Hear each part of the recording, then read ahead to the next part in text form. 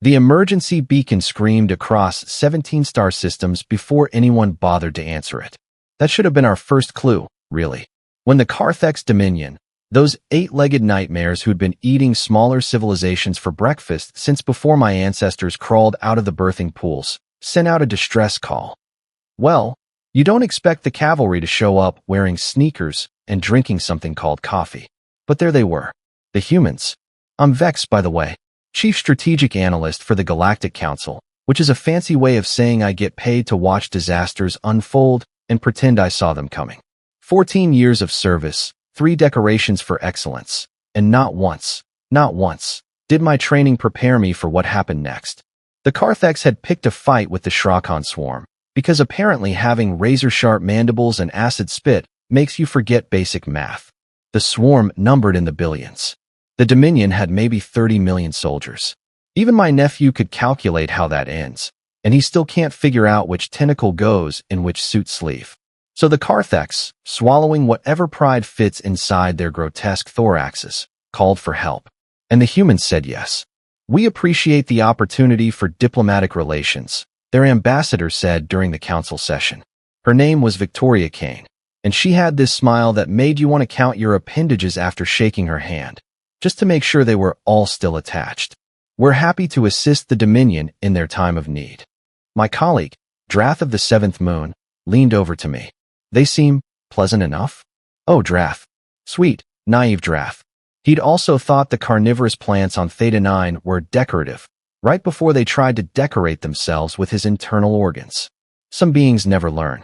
The humans arrived in force 3 cycles later. 40,000 soldiers. That's it. 40,000. To face down a swarm that had already consumed 6 colony worlds and showed no signs of stopping. The Qar'thex generals were less than impressed. I watched the meeting through the vid feeds, and let me tell you, if looks could kill, the humans would have been vaporized. But they just kept smiling. Always with the smiling. We've analyzed the tactical situation, said their military commander, a stocky woman named General Ramona Torres. She had gray in her hair, scars on her hands, and something in her eyes that made my survival instincts scream run. We have a plan. The Qar'thex War Prime, all 3 meters of armored fury, clicked his mandibles in disgust.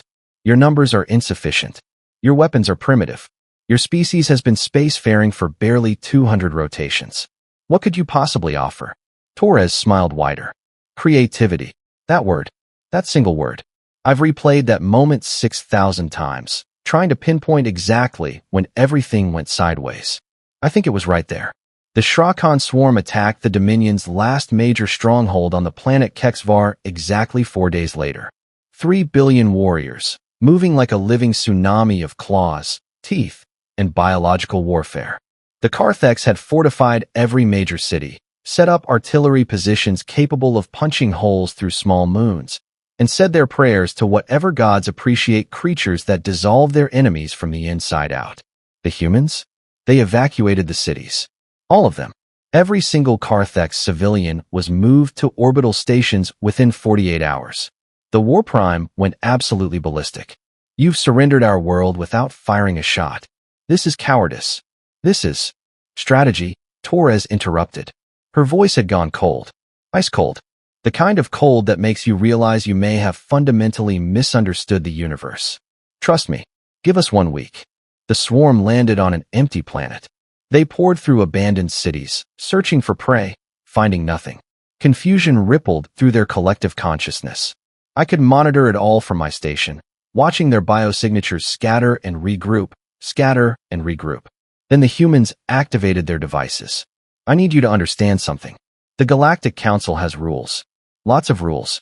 Rules about acceptable warfare, about protected technologies, about lines you simply do not cross.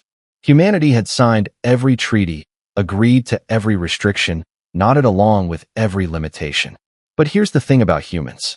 They're really good at finding the spaces between the rules. The devices weren't weapons. Not technically. They were terraforming equipment, industrial-grade atmosphere processors, completely legal, used to make uninhabitable worlds suitable for colonization. Nothing threatening about that, right? Except the humans had modified them and reversed their function. and deployed 17,000 of them across Qar'thex surface. The atmosphere began to change. Oxygen levels dropped. Temperatures spiked. The chemical composition shifted toward something corrosive, something toxic, something that made the Shra'kaan Swarm start dying. Not quickly, not mercifully, slowly. Their exoskeletons began to dissolve. Their respiratory systems failed. Their hive mind screamed across quantum frequencies as 3 billion warriors realized, simultaneously, that they had walked into a trap. An extinction-level trap. The swarm tried to retreat. The humans had blockaded orbital approaches with minefields. Clever minds. Adaptive minds.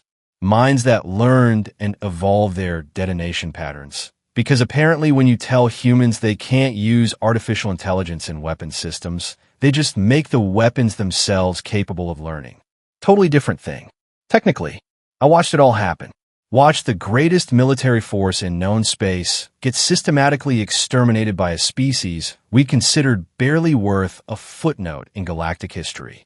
7 days later, when the atmosphere stabilized, the Shra'kaan Swarm had been reduced to biological residue, which the humans cheerfully offered to clean up for a modest fee.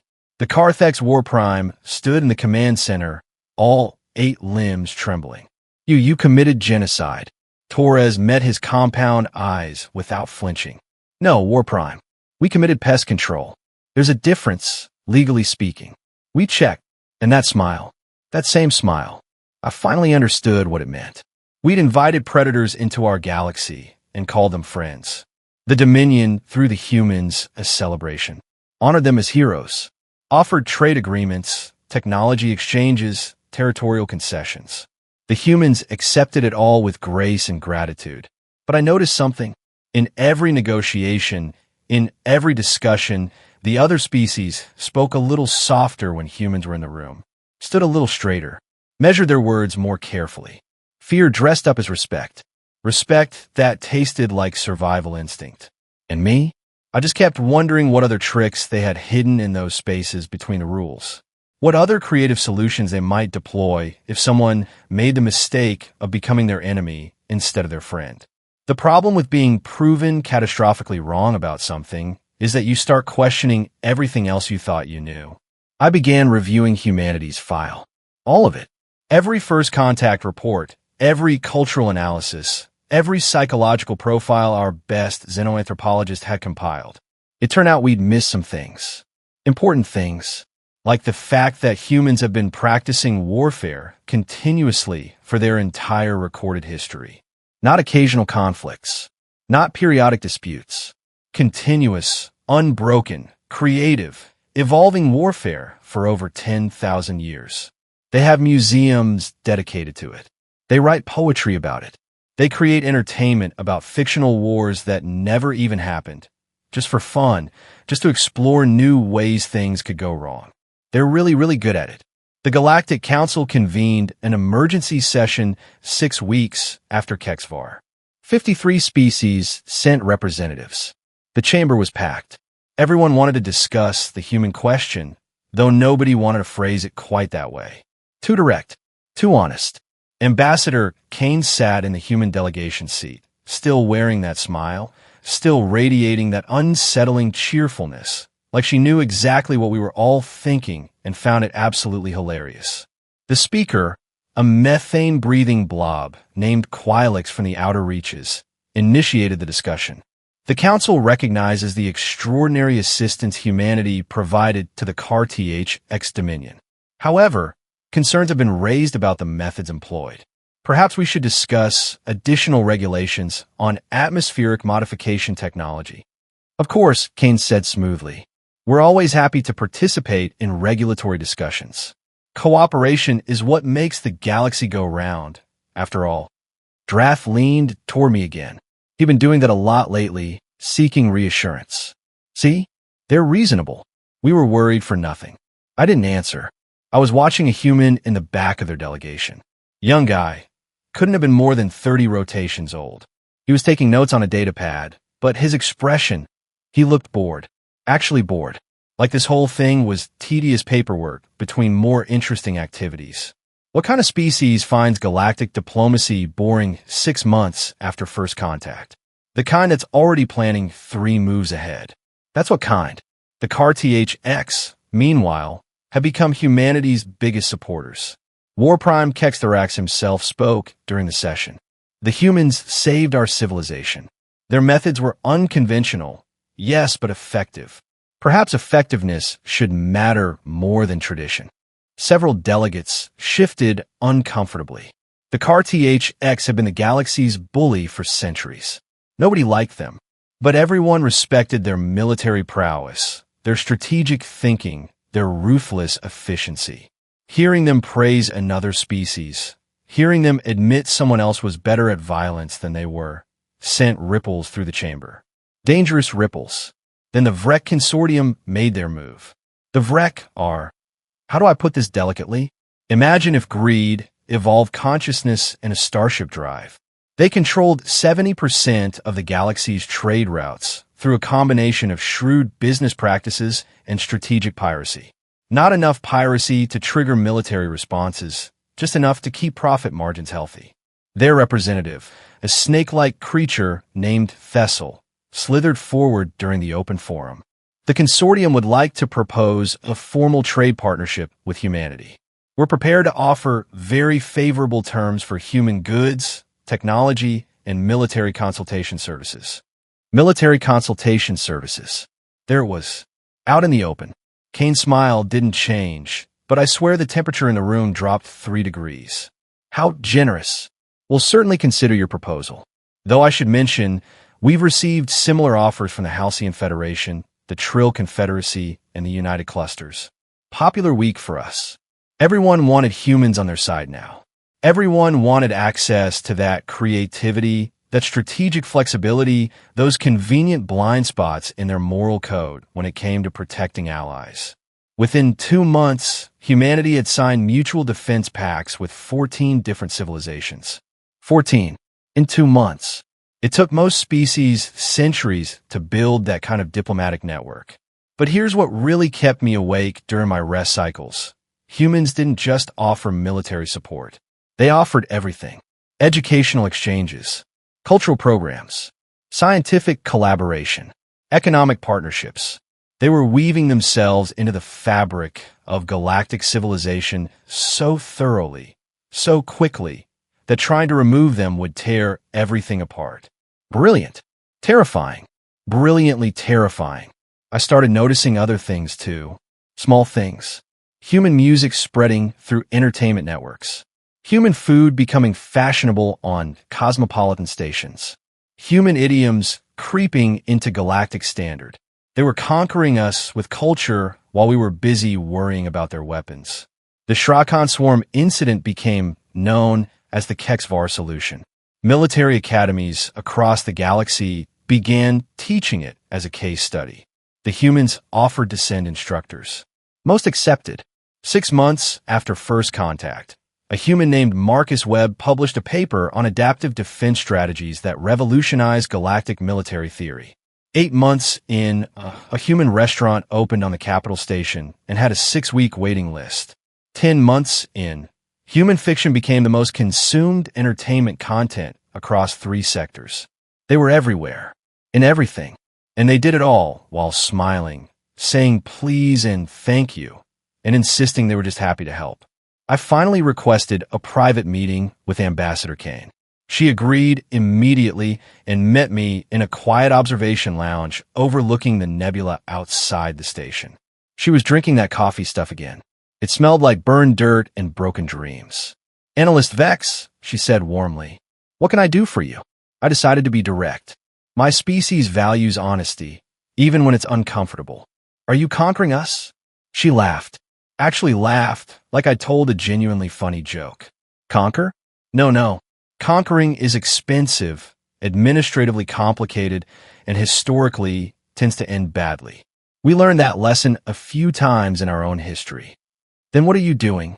Her expression shifted, not the smile disappearing, exactly, more like deepening, becoming something more genuine and somehow more frightening. We're making friends, Vex. Real friends. The kind who don't abandon each other when things get difficult. The kind who share resources and knowledge and build something better together. And if someone doesn't want to be friends, then they're free to keep their distance. We don't force anything. But here's the thing about humans you should probably understand. We're pack animals, social creatures. We're at our absolute best when we're part of something bigger than ourselves. And we're at our absolute worst when someone threatens our pack. She sipped her terrible coffee and stared out at the nebula. The Qar'thex asked for help. They became pack, so we protected them. Simple as that. By committing genocide, I said quietly. By eliminating an existential threat to our allies using legal methods, she corrected. The swarm had already killed billions. They showed no interest in negotiation, no capacity for mercy, no possibility of coexistence. So we removed them. Would you have preferred we let them continue eating their way through inhabited worlds?